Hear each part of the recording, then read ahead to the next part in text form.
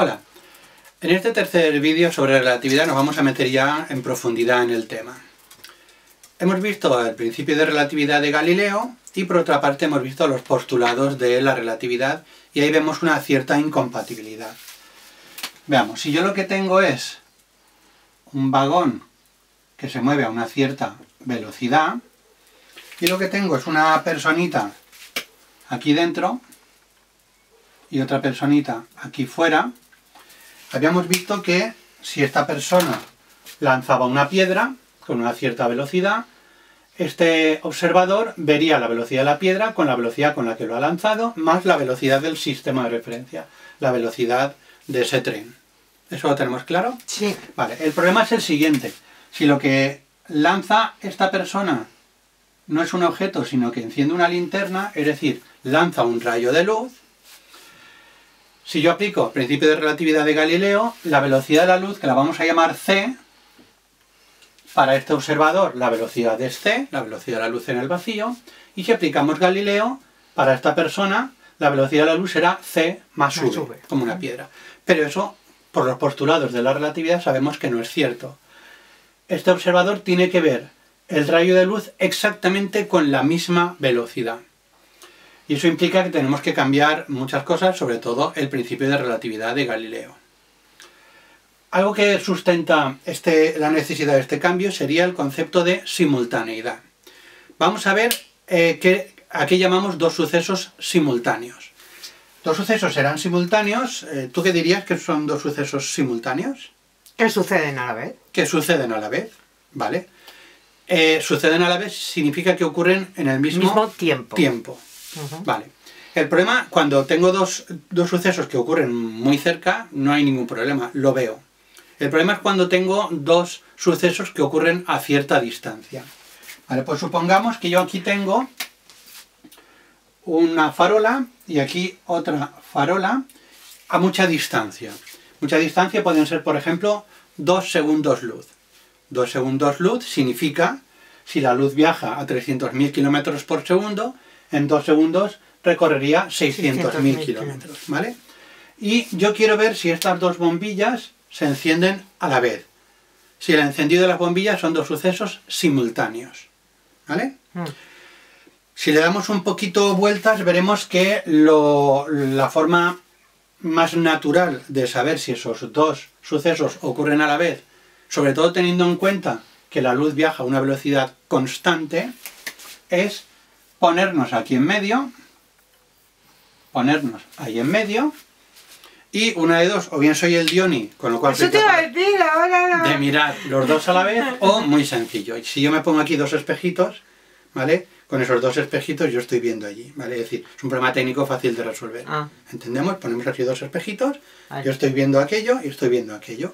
Entonces, muy sencillo. Si yo veo que se encienden a la vez, como estoy en medio, se encienden a la vez. Y si no, no. ¿Queda claro que si el individuo estuviera aquí, eso no me serviría? Claro, debe estar justo en el medio. Pues ya tengo una forma de averiguar si dos sucesos son simultáneos. Sencillo. ¿Sencillo? Sí. Sencillo. Vale, pero ahora supongamos lo siguiente. Supongamos que esto, un poco grande, pero es el andén de una estación. Y aquí tengo un tren, también un poquito largo.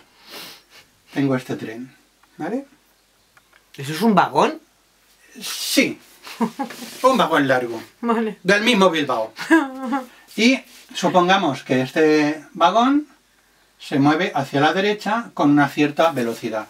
Evidentemente, por la relatividad del movimiento, yo puedo pensar que el andén está quieto y es el vagón el que se mueve con una velocidad hacia la derecha, o al revés, podemos pensar que el vagón está quieto y es el resto del mundo el que se mueve hacia la izquierda. ¿Vale? El movimiento es relativo, acordaos. Vale, pues ocurre lo siguiente. Si yo tengo este observador, vamos a llamarlo observador prima, este sería el observador O, resulta lo siguiente. Si estos dos sucesos ocurren simultáneamente para este observador, es decir, la luz va a llegar a la vez a él, vamos a ver que esos dos sucesos no son simultáneos para este otro observador que está en movimiento relativo. Porque, ¿cuánto va a tardar la luz en llegar a aquí? Un segundo, porque como estábamos a 2 segundos, 2 segundos luz, Esto tarda un segundo en recorrerlo y un segundo en recorrerlo. Vale. Durante ese segundo, el vagón se habrá desplazado a la derecha. Y entonces el observador, vamos a hacerlo un poco exagerado, no sabemos a qué velocidad se mueve, pero el observador al cabo de un segundo está aquí. Eso significa que el rayo de luz que venía por aquí ha alcanzado a este observador antes que el rayo de luz que viene de esta otra farola, que va a tardar más en alcanzar. Porque está más lejos. Porque está más lejos. Eso lo que significa es que dos sucesos simultáneos para un sistema de referencia no lo son para un sistema de referencia que se mueve con una cierta velocidad. Uno podría decir, hombre, sí, porque las farolas están en el andén. Fijaos, si las farolas estuvieran en el vagón, y son ahora estas las que se encienden, va a pasar exactamente lo mismo. Pero con el de arriba. No, va a pasar exactamente lo mismo. ¿Ah, sí? Se encienden las dos, ¿vale? Con lo cual, la luz va a hacer esto. ¿Y dónde se van a encontrar? Donde está el observador azul. Porque aunque el vagón se mueva, la velocidad de la luz es constante. No depende de la velocidad, esa es la clave. Entonces, la luz va... Si yo borro absolutamente todo, excepto estas farolas, la luz va a hacer ¡pum! Y va a coincidir aquí. ¿Aquí quién está? El azul. Porque cuando la luz haya llegado aquí, el hombrecito rojo se ha convertido en un marciano verde. Con lo cual, aunque esas dos farolas se encuentren en el vagón, solamente van a encenderse de forma simultánea para este, no para este. Puedo dar la vuelta a la tortilla, puedo hacer que estos dos sean simultáneos para este observador, pero este verá que una se enciende antes que la otra. Es decir, con todo esto lo que vemos es que algo que era intocable hasta ese momento, que era el concepto de tiempo, en ninguna ley de la física aparecía el tiempo como una variable que pudiéramos cambiar. Aquí vemos la necesidad de cambiar el tiempo. El tiempo es relativo, el tiempo depende del sistema de referencia. Y esto es una revolución brutal.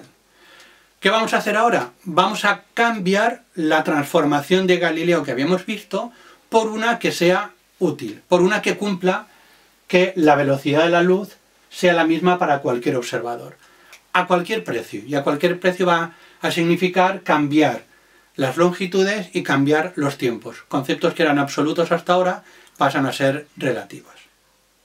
Tenemos la transformación de Galileo. Yo tengo un sistema de referencia que sería el azul y un sistema de referencia prima que vamos a suponer que se mueve a lo largo del eje X con una cierta velocidad v. Son dos sistemas de referencia inerciales. Y habíamos visto que para pasar de un sistema de referencia a otro teníamos, si nos movemos en el eje X, X es el que sufre variación. Por ejemplo, si yo tengo una cierta posición aquí, esto sería X', vale, pues, ¿cuánto vale X'? Lo que vale X menos lo que se ha desplazado el sistema de referencia, que es VT, ¿vale? O al revés, podemos despejar X. En la Y y en la Z no hay ningún cambio y según Galileo el tiempo era un concepto absoluto, con lo cual no variaba. Ya hemos visto que Galileo no funciona. ¿Por qué?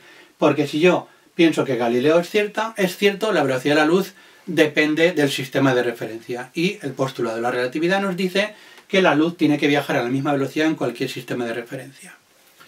¿Cómo cambiamos estas ecuaciones? Bueno, pues ahí Einstein no tuvo que pensar mucho porque ya había un experimento que no tenía nada que ver con la relatividad, pero justamente Lorentz había llegado, junto con Fizeau, había llegado a una transformación que matemáticamente cuadra con lo que quería Einstein, que es esta transformación de aquí. Fijaos, es muy parecida, solo que el cambio en la X lleva un denominador de raíz de 1 menos v cuadrado c cuadrado, la Y y la Z, como no hay movimiento relativo entre ellos, es decir, el sistema de referencia no se mueve ni en la Y ni en la Z, no hay cambio, pero el tiempo pasa a ser también relativo. Es decir, ya hemos visto con el principio de simultaneidad, con el concepto de simultaneidad, que el tiempo es relativo. Bueno, pues vemos que el tiempo es relativo. El tiempo en un sistema de referencia y en otro es diferente. Una pregunta es, ¿y por qué no nos hemos dado cuenta hasta ahora? Pues fijaos, si yo miro esta formulita, pensar que c es un número tremendamente grande, 300.000 kilómetros por segundo. En el sistema internacional, 3 por 10 a la 8. Cualquier velocidad normal, incluso la de un avión, supersónico, su velocidad comparada con c es muy pequeña. Eso significa que para velocidades cotidianas, para velocidades humanas, esta fracción es prácticamente cero. Si esta fracción es prácticamente cero, ¿qué me queda? Raíz de 1, que es 1, y tengo la transformación de Galileo. Esta ya cuadra. Aquí va a pasar lo mismo. V partido por c y encima al cuadrado es prácticamente cero, se va. V con respecto a c cuadrado es mucho más pequeño todavía, con lo cual se va, y nos quedaría que el tiempo parece absoluto. Es decir, la relatividad tiene interés, tiene visibilidad para objetos que se muevan a velocidades cercanas a la de la luz, ¿vale? Si son velocidades normales es muy difícil apreciar este cambio. Bueno, iba a decir fácil, pero no es fácil. Es decir, una forma de comprobar que la transformación de Lorentz es cierta es si yo sustituyo x como c por t, velocidad que es la velocidad de la luz es x partido por t. Si yo hago este cambio y sustituyo aquí y luego divido, por ejemplo, la x con la t, llegaré a que en este sistema de referencia x' es igual a c por t'. Es decir, es un matemático, se puede encontrar en cualquier libro. Es una forma de comprobar que la transformación de Lorentz sí que cumple los postulados de la relatividad. Es decir, un rayo de luz que se mueve con velocidad c en el sistema de referencia O, también lo cumpliría en el sistema de referencia O'. ¿Pero a costa de qué? ¿A costa de que la velocidad es la misma? A costa de que las longitudes se contraigan y el tiempo se dilate. Vamos a ver las implicaciones de esto. Yo tengo la transformación de Lorentz y entonces tengo un sistema de referencia, que sería una persona en la Tierra, por ejemplo, que voy a considerar en reposo, pero lo considero, y una nave espacial que se mueve con una cierta velocidad v. Vamos a considerar velocidad relativista, es decir, una velocidad grande para que se noten los efectos relativistas. Aunque si es una velocidad pequeña, los efectos relativistas no son apreciables, pero están. Necesitaríamos mucha sensibilidad. Vale, pues tengo dos observadores, insisto, considero que este está en reposo y este es el que se mueve, pero esta persona verá que su entorno está en reposo y el que se mueve es la Tierra hacia atrás, el movimiento relativo. Lo que tenemos que hacer es tener claro qué sistema de referencia vamos a tomar como reposo o como movimiento. Vale, pues aplicando las transformaciones de Lorentz, insisto, eso está en cualquier libro, vamos a llegar a la siguiente formulita. Longitud es igual a longitud propia por este término de aquí. Necesito entender que son la L y la L sub 0. L sub 0, el sub 0 va a significar propio. Propio significa cuando lo estoy midiendo yo, que considero que mi entorno está en reposo. Es decir, esta persona cuando mida una varilla, esa varilla, va a medir un tiempo, va a medir una longitud que es longitud propia. Es la longitud que tendría el cuerpo si estuviera en reposo. Para esta persona la varilla está en reposo, ¿verdad? Vale, pues esta es la longitud propia. Pues la longitud que va a medir este otro observador es esta. L sub 0 por este término. Fijaos, este término es 1 menos algo, menos un término, con lo cual esta raíz es más pequeña que 1. ¿Eso qué significa? Que la longitud que medimos es menor que la longitud propia. Es decir, que la relatividad me habla de contracción espacial. Esto que pasa con esta varilla pasa con absolutamente todo. La nave la veo más aplastada, ese reloj más achatado, es decir, hay un aplanamiento en la dirección del movimiento. En las otras perpendiculares, no. Es decir, no es que la nave se haga más pequeñita, sino que en la dirección de movimiento se acorta. Las longitudes, por relatividad, se contraen. Contracción espacial. Lo mismo pasa con el tiempo. Si esto lo está observando, este reloj lo está observando esa personita, estamos hablando de un tiempo propio. Incremento de t sub 0 o simplemente t sub 0, que es el tiempo propio.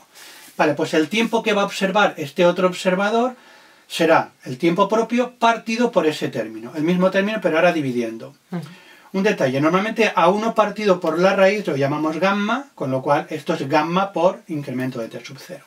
Aquí pasa lo contrario. Como hemos dicho que esta raíz es más pequeña que 1, al dividir 1 partido por un número más pequeño que 1, da más grande. ¿Eso qué significa? Que el tiempo que vamos a medir siempre es mayor que el tiempo propio. Es decir, hay una dilatación temporal. En castellano, para este observador, todo lo que pasa en la nave pasa más despacio. Si esta persona se pone a ver una película de 2 horas, para este puede que esa película dure 4 horas, 4 semanas, 4 meses, dependiendo de la velocidad de eso. Es decir, el tiempo pasa de una forma distinta. Si tenéis oportunidad o habéis visto Interestelar, hay un momento en el que el actor negro se queda en la nave y la otra parejita baja a un planeta y suben. Para ellos han pasado unos minutos y para el pobrecito que estaba en la nave habían pasado 8, 10, 15 años. Entonces sería ese efecto temporal. Debido a la gravedad, porque esto también ocurre por gravedad, no es lo mismo, pero el efecto sería el mismo. Contracción espacial, dilatación temporal. ¿Vale? Esto no lo podemos creer o no creer, pero es cierto. Por ejemplo, un primer experimento donde esto se pone de manifiesto es en lo siguiente. En los rayos cósmicos, rayos que se producen en la atmósfera, cuando los rayos cósmicos vienen del Sol, por ejemplo, y interaccionan con la atmósfera, se generan unas partículas que son muones. Los muones, como todas las partículas elementales, ya lo veremos en nuclear, tienen una vida propia. En concreto, los muones viven 2 microsegundos y se desintegran. Vale, entonces pasa lo siguiente. Desde donde se forman, que lo tenemos perfectamente estudiado, digamos que sabiendo el tiempo de vida que tienen y la velocidad que tienen, sabemos el recorrido que tienen. Vale, pues resulta que los rayos cósmicos deberían llegar hasta una cierta altura. Colocamos ahí un detector y se detectan la presencia de esos muones. Claro, si yo me alejo de la zona donde se producen, lo que espero es no detectar esos muones. Vaya por Dios, resulta que aquí, a una altura donde no debería, también se detectan los muones. ¿Qué es lo que está pasando ahí? Lo que está pasando es que esos 2 microsegundos para nosotros, ¿vale?, pasan de forma distinta para el propio muón. Y entonces el muón tiene un recorrido mayor, con lo cual somos capaces de detectarlo en sitios donde no están. Eso fue una primera forma de comprobar experimentalmente esto. En 1971, por ejemplo, se hizo también con relojes atómicos que son muy precisos, se colocaron en 2 aviones, ya hemos dicho que las velocidades son muy pequeñas con respecto a la velocidad de la luz, los efectos son inapreciables, pero los relojes atómicos son muy precisos. Los sincronizaron, dejaron uno en la Tierra, uno en un avión a dar vueltas, y cuando aterrizó se habían desincronizado. La única explicación es que el tiempo ha pasado de forma diferente. Y esto en un acelerador de partículas pasa constantemente. Constantemente tenemos que aplicar relatividad porque las partículas subatómicas van a velocidades muy cercanas a la de la luz. Pensad una cosa, siempre hablan de en relatividad de que la velocidad máxima es la velocidad de la luz. Pensar un detalle, si la velocidad de un objeto fuera más de la velocidad de la luz, esta fracción daría más de 1, 1 menos algo superior a 1 me daría negativo, la raíz no existe. No tendría sentido. Todas estas fórmulas no funcionarían.